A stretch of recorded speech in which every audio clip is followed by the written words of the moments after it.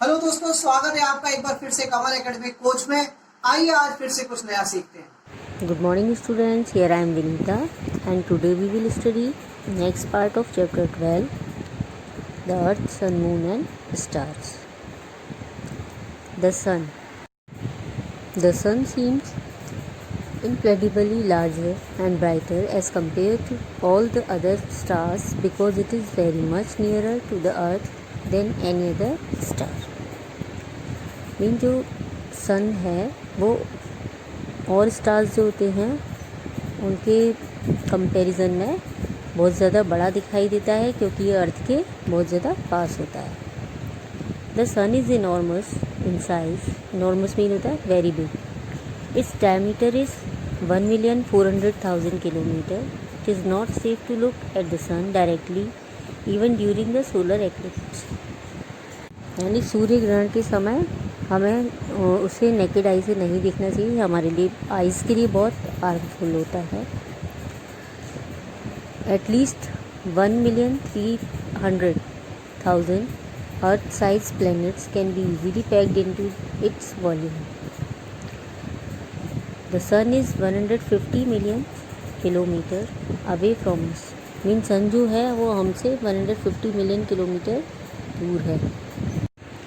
Light सन से अर्थ पर 300,000 kilometre पर सेकंड की स्पीड से पहुंचती है, लेकिन अर्थ तक आने में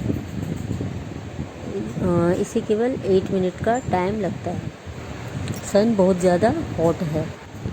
सन की जो सतह है उसका निर्माण hydrogen, helium, nickel, iron, oxygen, sulphur, neon आदि तत्वों से मिलकर हुआ है, लेकिन इसमें से जो हाइड्रोजन, हीलियम गैसेस हैं वो बहुत ज़्यादा मात्रा में होती हैं और इन्हीं हाइड्रोजन और हीलियम गैसेस में न्यूक्लियर रिएक्शन होती रहती है। इन्हीं न्यूक्लियर रिएक्शंस के कारण लाइट और हीट के रूप में एनर्जी प्रोड्यूस होती रहती है। सन ने 5 बिलियन ईयर्स एगो चमकना शुरू कर दिया था और इसकी जो सेंटर में टेम्परेचर होता है वो होता है 15 मिलियन डिग्री सेंटीग्रेड, लेकिन इसकी सतह पर इसका टेम्परेचर 6000 डिग्री सेंटीग्रेड होता है। The moon. मून अर्थ का नेचुरल सैटेलाइट है और ये अर्थ के चारों तरफ रिवॉल्व करता रहता है, मीन चक्कर लगाता रहता है, और ये अर्थ से 384 किलोमीटर दूर है। मून ऐसा दिखाई देता है जैसे ये अपनी शेप चेंज कर रहा है, लेकिन एक्चुअली में ये अपनी शेप चेंज नहीं करता। जब अर्थ के चारों तरफ घूमता है तो इसकी डिफरेंट पार्ट्स पर जो सन रेज पड़ती है उसकी तो जिन हिस्सों पर लाइट पड़ती है वही हमें दिखाई देते हैं, तो हमें ऐसा लगता है कि मून अपनी शेप चेंज कर रहा है। These are called phases of the moon. There is no air nor water on the moon, therefore there is no scope for life to exist on the moon. Moon पर air और water नहीं है, इसलिए वहाँ पर life exist नहीं कर सकती। मून की ग्रेविटी अर्थ की ग्रेविटी से 6 टाइम लेस होती है, मीन 6 टाइम्स कम होती है।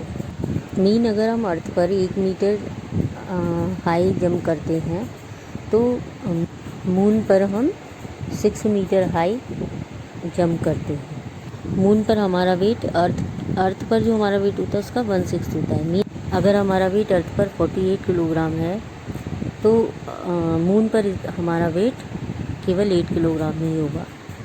The stars. There are so many stars in this universe as many as 22 zeros after 10. Some stars are many times bigger than our sun. They have their own light. Our sun is also a star. Night में जो हमें सबसे ज़्यादा brightest star दिखता है उसका नाम serious है। यह सन से 25 टाइम्स ज़्यादा ब्राइट होता है और बहुत सारे स्टार्स एक साथ मिलकर एक क्लस्टर बनाते हैं। क्लस्टर में एक झुंड बनाते हैं और millions of stars clusters together is known as galaxy. तो जो मिलियंस ऑफ स्टार्स का जो क्लस्टर्स होते हैं उनको हम गैलेक्सी कहते हैं। यूनिवर्स में बिलियंस गैलेक्सीज़ हैं और हमारा सोलर सिस्टम जिस गैलेक्सी में है उसका नाम मिल्की वे है। स्टार्स की जो ब्राइटनेस होती है वो उनमें पाई जाने वाली गैसों की न्यूक्लियर रिएक्शन के कारण होती है। Planets, heavenly objects that revolve around the star are known as planets. Mean जो सन की चारों तरफ हेवनली बॉडीज रिवॉल्व करती हैं उन्हें हम प्लैनेट्स कहते हैं। Our sun is a star, it has 8 planets revolving around it. Our sun with its 8 planets is called the solar system.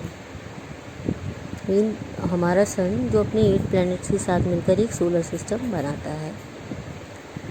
हमारे सोलर सिस्टम में 61 मून्स हैं। सभी प्लैनेट्स अपनी अपनी ऑर्बिट्स में इलिप्टिकल या ओवल पाथ में सन के चारों तरफ एक सेम डायरेक्शन में घूमते रहते हैं। सभी प्लैनेट्स वेस्ट डायरेक्शन से ईस्ट डायरेक्शन में स्पिन करते हैं, जबकि वीनस होता है वो ईस्ट टू वेस्ट डायरेक्शन में स्पिन करता है।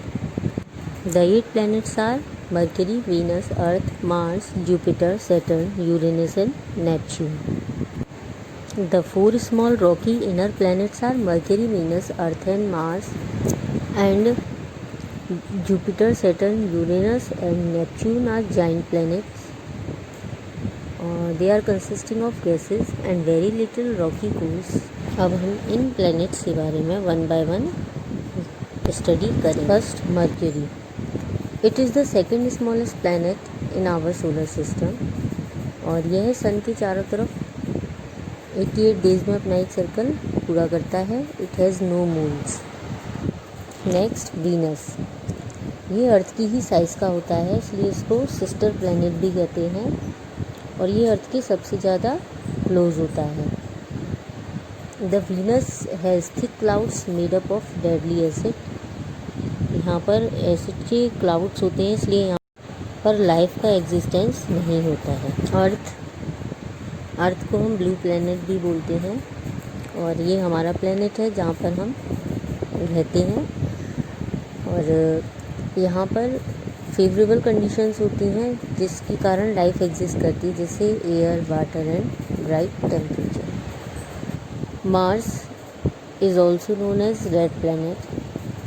यहाँ पर भी एयर और वाटर नहीं होता, इसलिए लाइफ एग्जिस्ट नहीं करती। Mars has 2 moons. It is also called the Earth's Jupiter. It is the king of all the planets. It is the largest planet. इस planet की चारों तरफ गैसेस की बनी हुई रिंग्स होती हैं। Saturn, it has 18 moons. It takes 29 years to revolve around the sun.